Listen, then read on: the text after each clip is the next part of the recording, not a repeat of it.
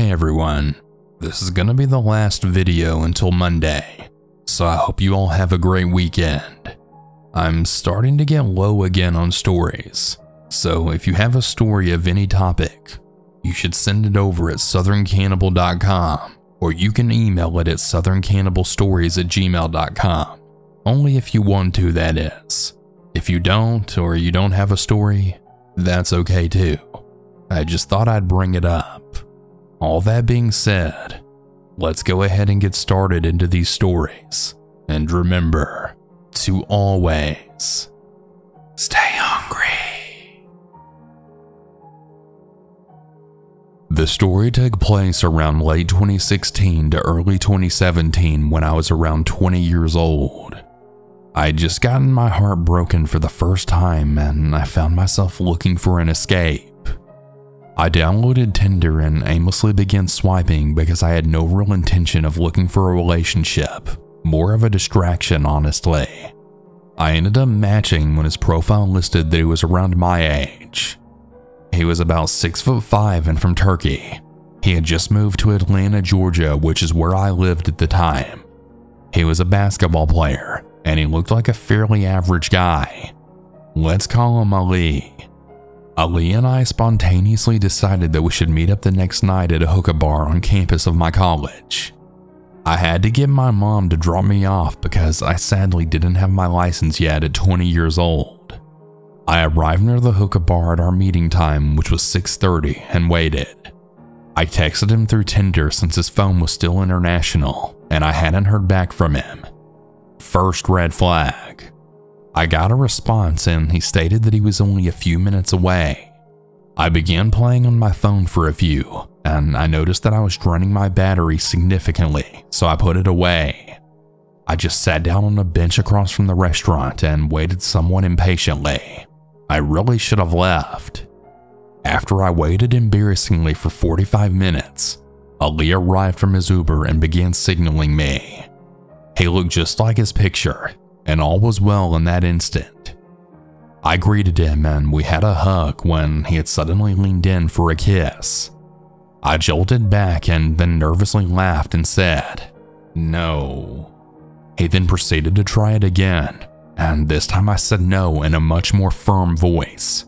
Second red flag. He shrugged his shoulders and he asked if I was ready to enter the restaurant. Apprehensively, I agreed. Upon entering the hookah lounge, the hostess greeted us and asked to wait to be seated. He began to argue with her. "There are plenty of seats open here. We can sit wherever we want." And then he proceeded to walk past her and go find a place to sit. She just said okay, and I looked at her with a sympathetic look and apologized. To preface, I have no issue paying for my own meal on a date. That's not an issue, but I had found myself short on cash this week, and I told him this beforehand we had the date. He said it was no problem and that he'll pay.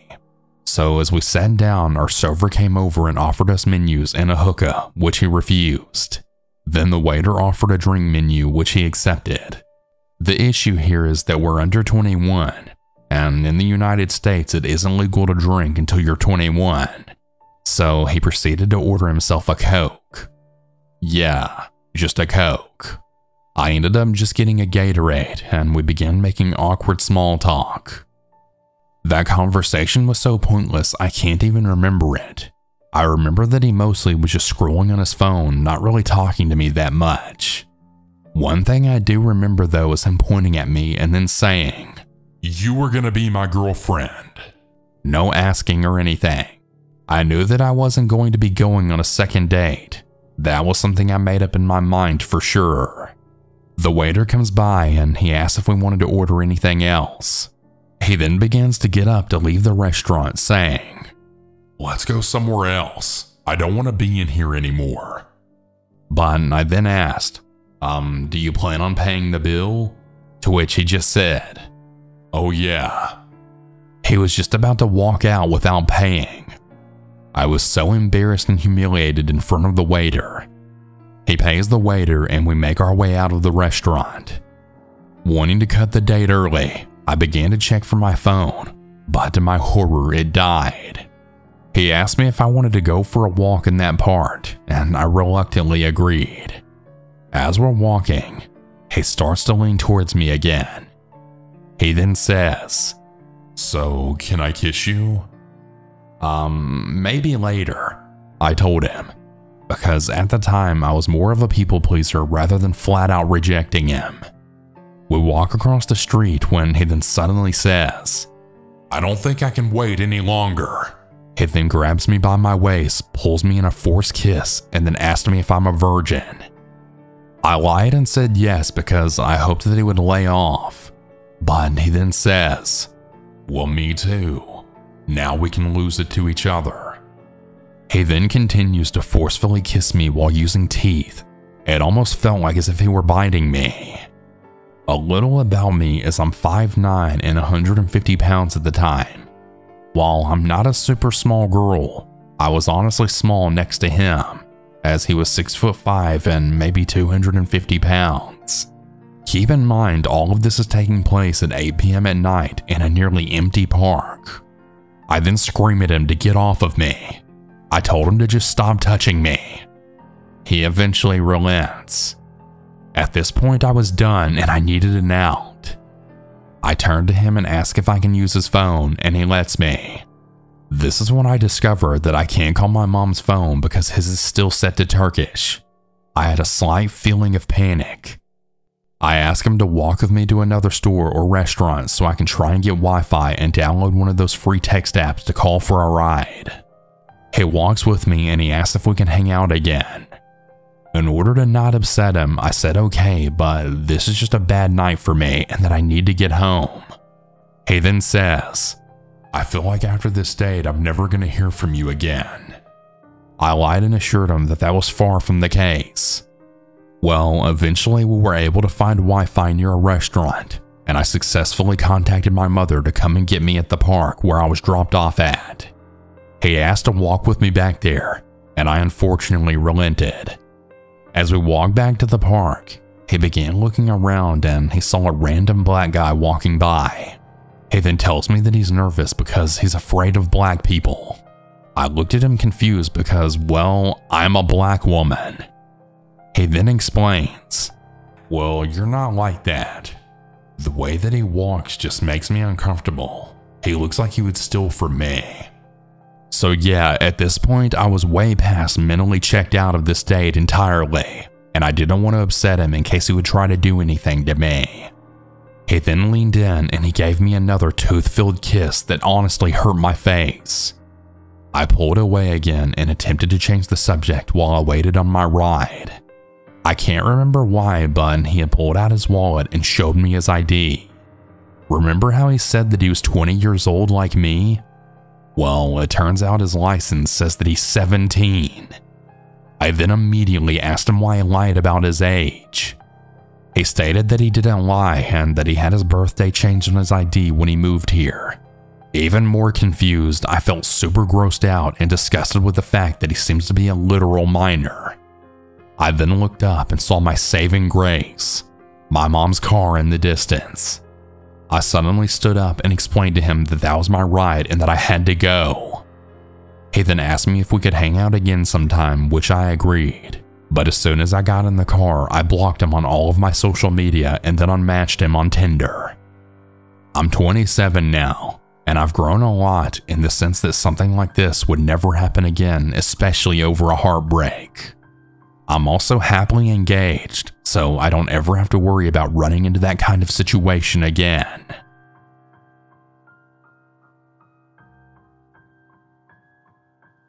I went on Bumble and matched with a girl who I'll call Fran. She seems really cool and I found her very attractive at first. I'm a bisexual female, and at the time of this story I was freshly 18. I had no experience with anyone, but my preferences were set to male and female matches. Fran was 20 because I had my age range set to include anyone between 18 and 25. We started talking regularly, and I had told her so much about myself. Well, after a month of talking, I felt like I could trust her as we spoke every day. I told her about how inexperienced I was, and she told me that she found this hot. I didn't think it was odd, but it made me embarrassed. After that, she had began asking me intimate questions, like if I'd kissed anyone and what I thought my favorite sex position would be. She also started saying that we needed to meet up and that she couldn't wait to take my virginity. I felt uncomfortable but brushed it aside. I mean, maybe this was just how dating worked. I had matched with some dudes on Bumble and a few of them sent me a dick pic as soon as I said hey. So I thought it was normal for people to be very forward on these apps. I did like Fran, but having her constantly talk about my lack of sexual experience made me feel uncomfortable and embarrassed. She would tell me constantly that she wanted to bang a virgin and now was her chance, and how I was so hot, etc. I ended up telling her that she was making me uncomfortable and she apologized. A few days passed and we didn't talk. I messaged her but she ignored me. I thought that was it then, when she had sent me a web link. I clicked on it without really reading it, and it was the straw that broke the camel's back. She had sent me a link to a sex toy website advertising a very long strap-on dildo. I exited out and just felt awkward, and she sent me even more messages. She told me that she had ordered it for us, and that when we met she couldn't wait to put it on and fuck me with it for hours. She went into graphic detail about all the sex positions that she wanted to put me in, and that she wouldn't stop fucking me until I was screaming, and that a girl like me needed a huge dildo. I felt so sick reading that. I realized that Fran was a psycho, and I messaged her telling her so. She messaged me back saying that she loved feisty sluts like me, and she'd make me her personal slut when she deflowered me. I deleted my entire Bumble account and never went back on it. I didn't tell anyone what happened, not even my closest friends. I know it might sound strange, but I didn't expect another female to be so creepy and unhinged. I feel like it's something society really needs to acknowledge more. Fran was definitely female since you can verify your account to prove it's you by submitting a photo to Bumble in a pose they ask you to do. So it was definitely not some 50-year-old dude behind the screen. Years have passed and I still think about that interaction at times. I always hope and pray she never gets another young naive girl to meet up with her, and I hope that she never got the chance to act out some sick psycho fantasy with some other poor girl. It still makes my blood run cold to think about it. It might not sound that scary, but the way that she described wanting to basically hurt me sexually just disturbs me so much. It was really terrifying to know someone wanted to do that to me. She was obviously a very scary and dangerous person, and I'm just glad I saw her true colors and that I didn't actually end up meeting her. God only knows what would have happened.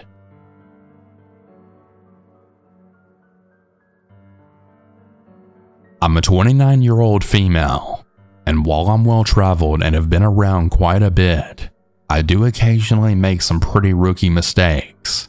My fault, and I make no excuses. I try to remain vigilant and alert, but I'm very capable of letting my guard down. So after being here in the US for about 2 months, I decided that I was bored sitting around my unit watching 90 Day Fiancé. So I decided to make the old dating profiles again. I made no specific intentions known about what I was interested in accomplishing, as I don't really know myself. I just wanted someone to hang out with and see where it goes naturally. I ended up matching with this one bloke who had shared interests with me. We chatted a bit over the app, and eventually I felt okay giving him my number. After talking back and forth for a couple of weeks, I agreed to meet up. We met at a pub and we had a couple of drinks. I'll admit, at first I didn't recognize him because he didn't resemble his photos to the extent that I was expecting. He didn't look bad by any means, but I could tell that he used older photos and edited them enough where he seemed more appealing. I swear I'm not trying to sound superficial, because he was cute, just not what I was expecting. But I also think we've hit a point in social media culture where it's safe to assume that we won't see the same thing in real life as we do online, and that's okay. We did hit it off. We discussed the usual first date stuff, Then we got into more detail. I told him about back home and work and how life was different than here in the States. At one point we were talking and holding hands, and I felt comfortable enough to let him kiss me. Well, he had asked me as we were leaving if I wanted to go back to his place for a cup of coffee. I told him that I knew what coffee really meant and that I didn't want to do that on a first date. He assured me that it would be 1 cup of coffee and that he would give me a lift home so that I didn't have to call an Uber. I accepted his offer and we walked to his apartment, which was a few blocks away. As we were going upstairs, he had made a few questionable remarks. He mentioned how I wasn't like most girls because I accepted his invitation and alluded to the, "You never know, I could be a psychopath."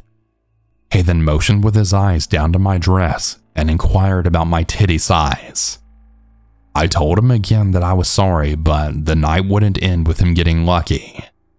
As we got into his unit, he dismissed himself to the toilet and left me sitting on his bed. It was a studio, and he didn't have a couch.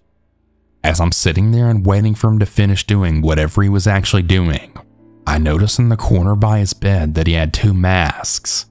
One was a cartoon-looking goat mask, and another was a cat or maybe a tiger. What was even more alarming was that he also had a Bowie knife and a small woodcutter's axe only a short distance away from them. Upon further observation, I also noticed that there was a black jumper draped over a dresser. Then on his bedside table, there were a pair of latex gloves. Okay, I don't feel like being murdered tonight. I got up and then calmly left the unit. I then made haste down the stairs and down the street where I was able to catch a lift. Now look, I may have just really hurt his feelings because he had no malicious intent, but if that's all that happened, then I'd prefer that over the possible alternative. All of these items alone wouldn't have been that bad, but all of these random items within a short walk from each other, I'd rather just not chance it. I do feel bad for leaving a person, but I don't feel bad about leaving what could have potentially been a dangerous situation. That, along with his random personality change, was more than enough for me to make the call that I made. As of recently, I noticed that he either blocked me from Tinder or just deleted the app.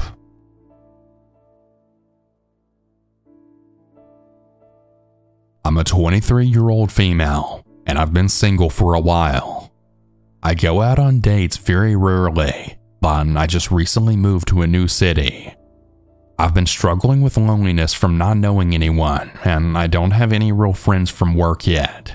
So I took to things like Bumble and Tinder. After maybe a week of swiping, I eventually came across a guy that I matched with. He was really cute, had a good job, had similar interests as me, and was the same age. I should have known better. We talked for about a week. After a couple of days, we exchanged numbers. We talked about life, talked about jobs, and he was just really sweet. He gave me assurance and he told me that a new move could be scary, but that putting myself out there was a really good step in the right direction. He did get strange with me at one point, and he asked me things like what color bra or underwear I was wearing, and I told him that I wasn't quite ready to talk like that. He agreed that it was out of line and apologized. Didn't think much else of it. After about a week, he wanted to meet up in person. He wanted it to be in a public space so that I could feel safe. He told me he would take me out to dinner, and if I wanted afterwards, we could go grab a beer. It sounded like a fun night to me. He wanted to meet outside of a dive shop, which I thought was a little strange. It's winter where we are, but it's one of those US states that doesn't really see cold winters, so I didn't give it a great amount of thought. The shop is also located near a public park, so there were a good amount of people there. After looking around for a bit, I had spotted him talking to some people. I walked up to him and I gave him a hug. Not like super romantic, but more than a platonic, less than a partner kind of hug. To my disappointment, he just sort of aced his palms on my back, like he was put off. But he did give me a slight smile and a, "How are you?" I tried making it work. I told him he looked a lot cuter in person and that I was really happy that he asked me out. I was extremely nervous. His eyes widened and he had turned to ask the group that he was previously talking to who put me up to it. With no expression of humor, they all just calmly denied anything. He then asked me who told me to do this. I was confused. I told him that we had been talking on Tinder. He told me that he didn't have a Tinder, and he even went as far as showing me that he didn't have it downloaded on his phone. He apologized for the mix-up, and I showed him the profile and he seemed equally confused. I turned away and started walking back to my car. I was so humiliated. Then I got a text message from the number I'd been talking to that just simply read, "Ha ha ha." I couldn't even fathom that. I attempted to call the number, but it had been disconnected. By the time I got home, the whole profile had been deleted. I blocked the number just in case. I had some of the photos saved that the profile sent me. I did a reverse image search on Google and I found the Facebook profile of the guy that I actually met up with.